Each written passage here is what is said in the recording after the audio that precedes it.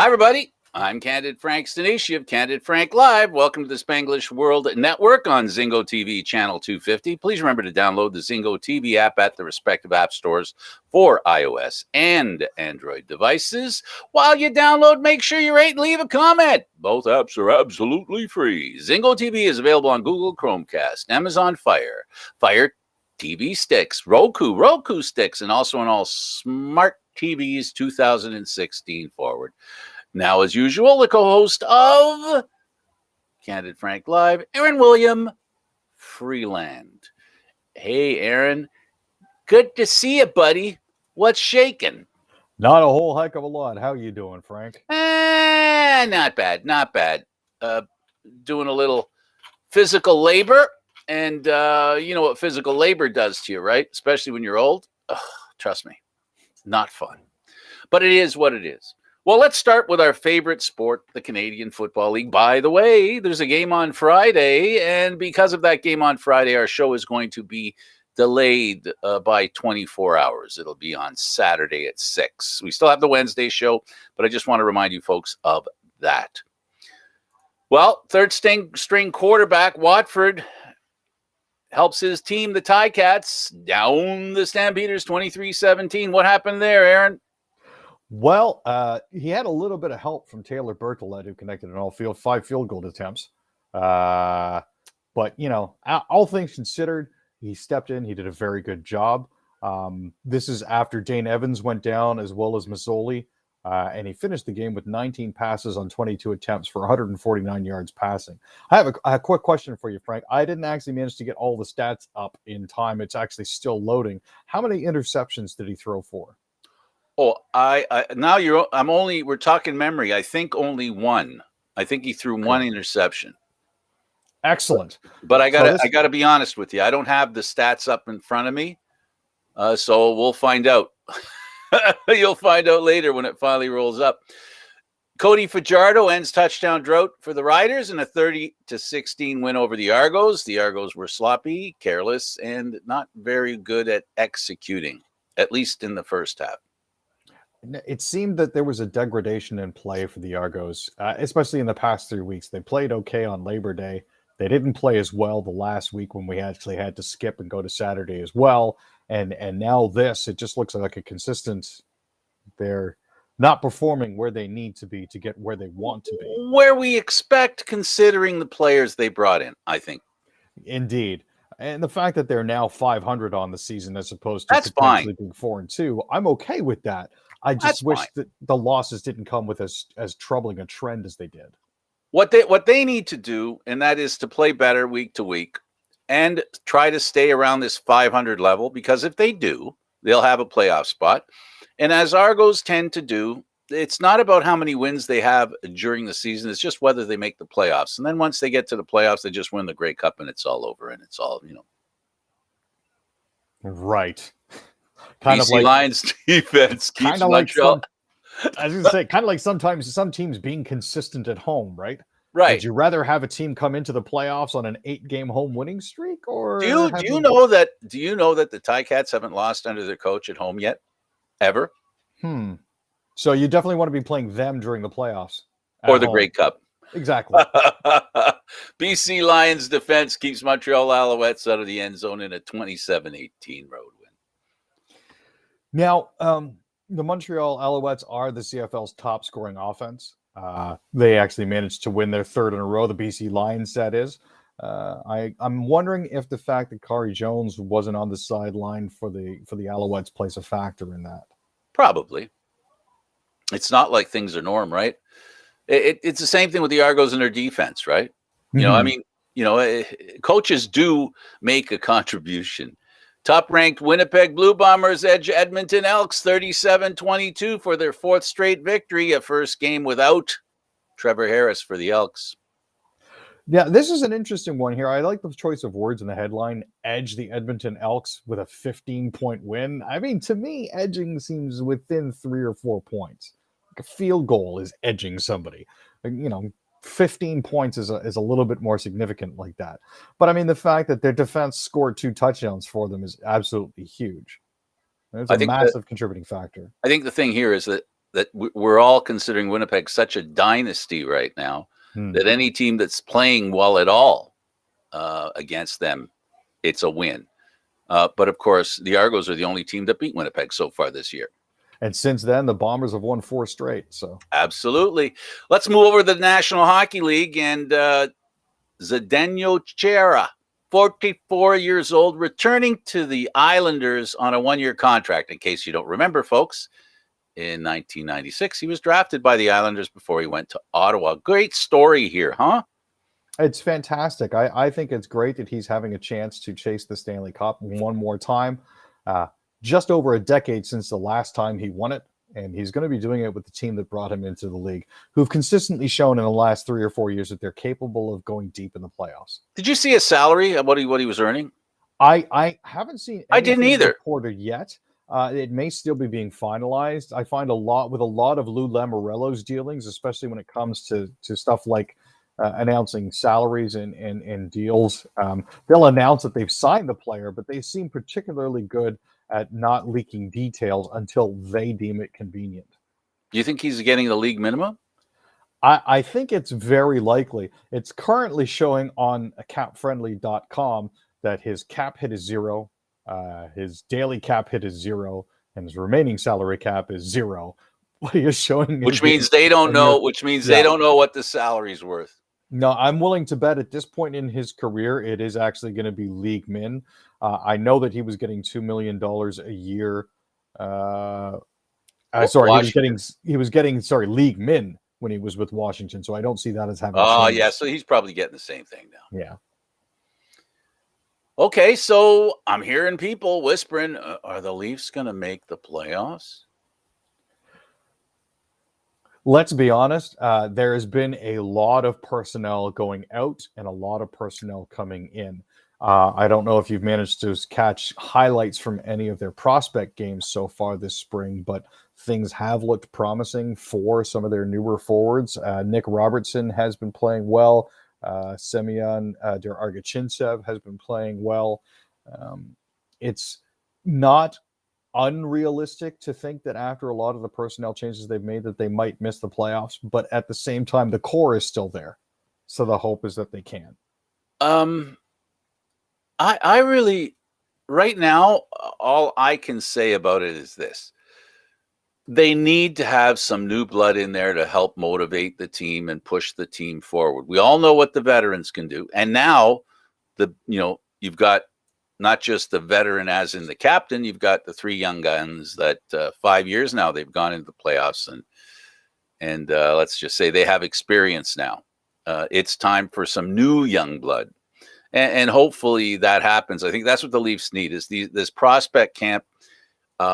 Hopefully for them, if you're a Leaf fan and for Leaf fans, there's a modicum of hope because they have new young blood that's successful. The same old, Aaron, ain't going to cut it. They won't make the playoffs if the same guys they're dependent on are the guys that they're dependent on. Hopefully they'll find some diamonds in the rough. Well, the issues that I'm always seeing here is there are only 2 modes for Toronto sports fans, especially with regards to the Leafs, and that's either elation over the fact that we've won a game or the feeling that we should burn everything down because we've lost a game. There is no, you know what? Let's be patient. It's either all or nothing. And it's been that way for years. They're going to have to be patient in regards to finding a substitute for Zach Hyman. He is one of the bigger losses that they're having to face. Unfortunately, there's no quick or easy solution to this sort of thing. Zachariah has moved on, so they'll need to really beat the bushes hard to try to find somebody that can potentially replace him. I don't know if there's a ready-made option coming out of camp, but these past few games have been an excellent opportunity for us to see. If the Leafs aren't in a playoff spot at Christmas, does Brendan Shanahan or Kyle Dubas survive? That depends on how loud Twitter gets. Well, we'll see. We'll see either way.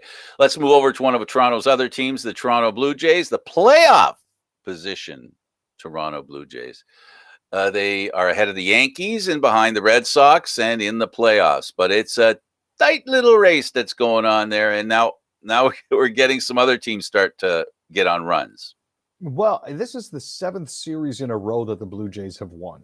And I know a lot of people are looking at their season right now and coming to the realization that all they need to do is keep consistently winning series in order to make sure that they actually make the playoffs. And that's the problem. Eventually you get to a point where you get a little self-satisfied and a little complacent with where you're currently sitting in the standings. And that's when slides can start. So you're talking about let's not hit a rut. Exactly. Right? Don't get swept in a series. First rule. Second rule is win the series. Exactly. Now, there is a bit of concern here as to consistent scoring. We know the Blue Jays are capable of scoring. However, the fact that they managed to strand a lot of runners in scoring position, again, does become a concern. If they hadn't had such a gangbusters first inning yesterday, getting up 5-0, I don't think they would have won the game, because it just doesn't seem that they have the ability to bring runners home once they get them to second or third base. Well, good news, all 9 innings count. Unless Exactly. it's a doubleheader, all 7 innings count. Or 14, depending on who you ask. Fortunately, Alex Manoah has an ingenious idea for more consistent strike zone calls. What's up with that, Aaron?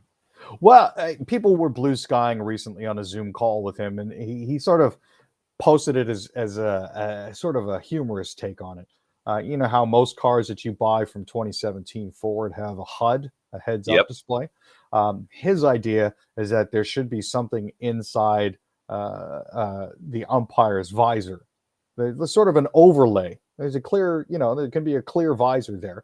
But on that, there should be an overlay that will show them the strike zone to help them judge pitches better.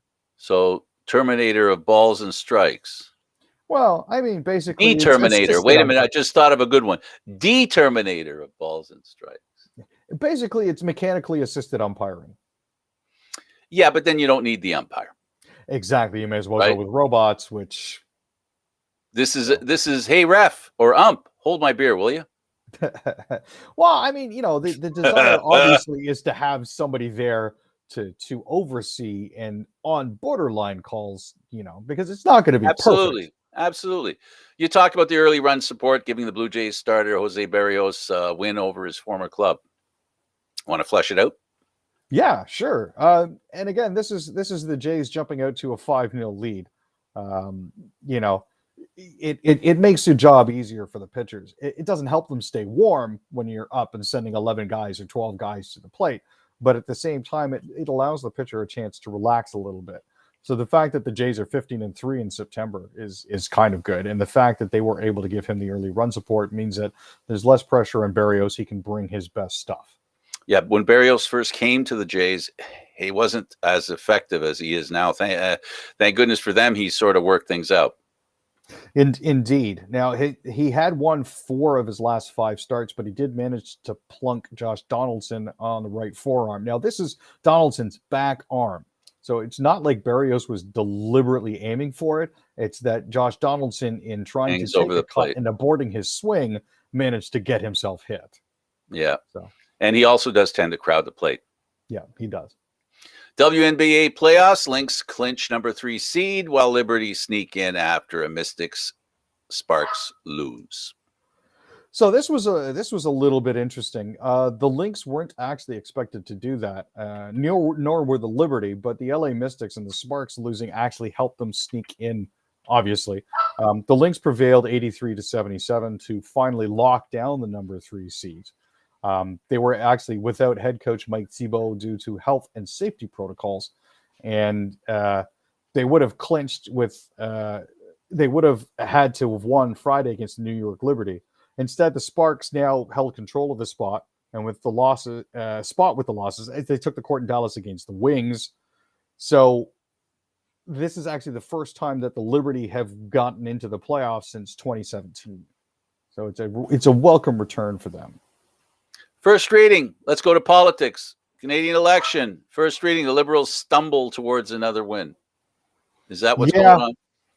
Well, I mean, people aren't necessarily convinced that they're going to be able to win it this time around. A lot of people are thinking that they made a mistake in calling the election when they did. The first reading is one of those columns that they put up that's supposed to take a quick look at it every day. So far, it's looking like they're saying that. Sorry. Basically, what they're saying is the Liberals, despite their best intentions, are actually managing to fail their way into another victory. We'll see. Tonight's the night. Exactly. Imams asked Conservative candidate to quit over poor follow-up on apology for posts. So this is coming out of Antigonish in Nova Scotia. The Canadian Council of Imams are saying that the Conservative candidate in Nova Scotia's Central Nova riding should resign. They didn't feel that his apology for Islamophobic media posts was sufficient, and just seemed like basically damage control. Stephen Cotter is the individual in question here, where he made posts about Sharia law and supporting a ban on the burqa worn by Muslim women. So he said... it was a milquetoast apology that they weren't happy with. We deeply appreciate the commitment to engage with the community. However, the apology they didn't feel was sufficient. Well, if they don't accept the apology, they don't accept the apology. Pilots ejected from military plane prior to crash, fire officials say. This is in the U.S. and in Texas in particular. Yeah, so there was an incident where a Navy T-45C Goshawk trainer crashed in the backyard. However, according to Lake Worth Fire Chief Ryan Arthur, the pilots did actually manage to eject. They're currently investigating why the plane went down in the first place. One of the pilot's parachutes actually got caught on nearby power lines after he ejected, and the other was found in a nearby neighborhood. So both are being treated. The instructor's in stable condition, and the student naval aviator is in serious but not life-threatening condition. Business, stock market. Wall Street seems to be heading towards the ditch. Indeed. So for people keeping track here, Evergrande Property Holdings in China has realized it's in a bit of a bad position, mainly because they've leveraged a lot of growth against mounting debt. Basically, they leverage debt to try to increase their holdings. Their value of the stock plunged by 10%. This in turn affected the Dow, which closed lower by 1.8%. It was down by 972 points earlier today. There is concern that there is going to be bleed on from that. So Guangzhou R&F is getting a $1 billion financial infusion from some of its major holders to sort of stave that off. In the world of one box of cereal may not cover a family for breakfast, the boxes are shrinking, Aaron. People were suspicious. You've got some facts here. Yeah. And this is something that I've commented on before. Shrinkflation is actually a thing. Shrinkflation. And no kidding. There's 10 hot dogs instead of 12 in a package. Well, what a lot of producers have been doing is making the boxes smaller, but keeping the prices the same. So you don't notice any change at the till, but you're actually getting less. General Mills has actually already done this. So that's the maker of Cheerios, Cinnamon Toast Crunch, and a few other very popular cereals. Their family-size boxes have gone from 19.3 ounces to 18.1 ounces without a reduction in price. This is also the same sort of thing that you see with candy bars and chip bags. Right, especially chip bags. Exactly. We talked about this earlier. Exactly. So this is sort of a follow-on. It's a trend. The Reese's peanut butter cups get smaller, but the price stays the same. So you feel all right because you're still paying the same amount of money, but you have to buy more frequently. Now, this is something that's been ongoing for a while now. You might notice that, for example, the cauliflower is suddenly $7, but if the box of cereal that you've been buying for the past 3 years is still the same, you may not notice the ingredients have changed or that the size of the box has changed. So it's something that we obviously need to be held, keep abreast of. Absolutely. Okay. Bitcoin gets swept up in global sell-off on stocks stumble. So, and again, cryptocurrency prices are slumping because of the worry about China Evergrande. and that's sweeping through the global markets right now. Bitcoin was actually down around 8.1% to trade around $43,700. That's as at actually about an hour ago in New York. It had dropped as much as 10.7% earlier, which pushed it below 43, but it actually recovered a little bit. Guangzhou. I thought you were done. I was going to say this is amusing to me because Bitcoin is supposed to be secure and not subject to fluctuations of other parts of the markets, but it appears. Come on, it's right. It's a gimmick. It's always been a gimmick, and it'll always be a gimmick until everybody figures out its history. Well, you know, the world banking, world business, all the different countries, they don't like Bitcoin because they have no control over it, right? So they really would like to see it go away or bring it into reality. But if they bring it into reality, then it loses the main motivation for why it exists, which is it's a subculture economy. It's not something that is up front and, you know what I'm getting at. And I think everybody out there understands too. Guangzhou RNF to get $1 billion financing from major holders. So this is again ties into Evergrande. This is another real estate company and holdings company that is trying to keep its stock prices up and at the same time reassure their investors that they're not in the same position that Evergrande is. We have 750 new cases of COVID in Ontario. Yep. And we have another six virus-related deaths. Not good. Well, 540 of the 715 new cases today are amongst people who are not fully vaccinated or whose immunization status is unknown because they decided to play the HIPAA card, and I don't have to tell you bullshit. Yeah, pardon my French. Which means they didn't get the vaccine. No. Important things to know: with 2 days until Ontario's vaccine certification program. Yikes! And this is why a lot of people won't be going to the game on Friday. We're going to. Exactly, because they don't have their passport and they can't prove that they've actually had both shots. It's a simple I have proof of the phone. vaccination. Is that good enough? Yes, I actually verified this by going to the Blue Jays game on Sunday. They are checking for your first and second dose receipts from the government. And that's good enough, right? Yeah, and you can also bring it in paper form. Right. Yeah, it's the PDF that you download from the web page. Exactly. Right. Yeah. Okay. Good. I have that. We have that. We'll be going to the game. Still in Toronto Public Health declares COVID-19 outbreak at Etobicoke Elementary School. Yep, that's at Elmley Junior School. TPH said cases surfaced there. That's a JK through grade 5 school in Rexdale. Says it's investigating the outbreak and working with the school community to inform close contacts of those infected.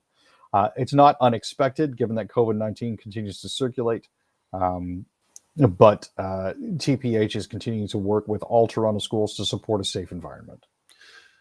COVID vaccine by Pfizer. They say it works on 5 to 11-year-olds. Exactly. Monday, that's earlier today, Pfizer said that its COVID-19 vaccine works for children aged 5 to 11, and it's seeking U.S. authorization for this age group soon. This is a key step towards being vaccinated for youngers. Now, this is also going to lead, hopefully, to approval in Canada as well, so that it can be used for elementary school kids, and that's important. Not to suggest that Canada is a rubber stamp, but it pretty much, we can be pretty sure that due diligence will be performed by the Americans, and that's one thing that I believe. People can be negative all they want, but hopefully it'll get passed. Hopefully it'll get used. And kids, Halloween's coming up, Thanksgiving's coming up. Exactly. So it'll be a good time for it to work, right? At the end of the day, that's all we're looking for. So for those of you, I'll remind you again, the show goes at 6 on Wednesday, but on Friday, the 6 o'clock show will not be on. It'll be on Saturday at 6. Aaron, as usual, thank you so much, sir. Thank you for having me, Frank. He's Aaron William Freeland. I'm Candid Frank Stanisci. Thank you for watching Candid Frank Live, Aaron, Mondays, Wednesdays, and Fridays at 6, except for this Friday. It'll be at It'll be Saturday at 6. This show can also be heard on the Spanglish World Radio Network for Candid, Frank Live, and other news, entertainment, and sports programming we offer. Please check out SpanglishWorld.ca. Spanglish World. Watch it, hear it, read it, download it, and live it. Thanks for watching, everybody. Ciao for now.